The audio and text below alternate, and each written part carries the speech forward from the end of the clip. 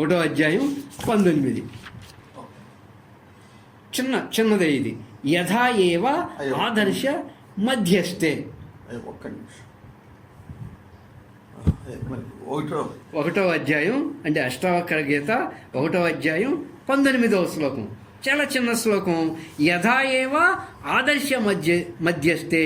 ఓ జనక మహారాజా, ఎలాగైతే, అసలు ఎంత చిన్న ఉదాహరణతో చెప్తాడంటే, ఎలాగైతే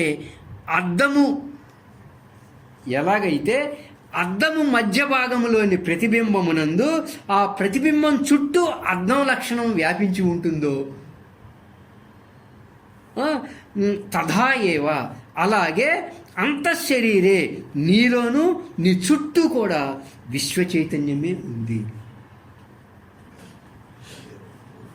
విశ్వ చైతన్యమే ఉంది. నీ యందు నీ మనసు గ్రహించేదంతా కూడా విశ్వ చైతన్యముతో నిండి ఉంది. అది నువ్వు బాగా తెలుసుకోవాలి సుమా.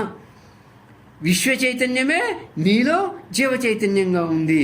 నీలో వ్యష్టిగా ఈ విశ్వమంతా సమిష్టిగా విరాట్ స్వరూపంగా విశ్వ చైతన్యమే ఉంది.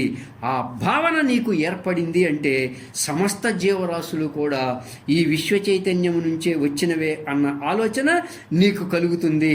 ఆ భావన నీకు ఏకత్వాన్ని, సమతని, సాక్షితత్వాన్ని తీసుకొచ్చి పెడుతుంది.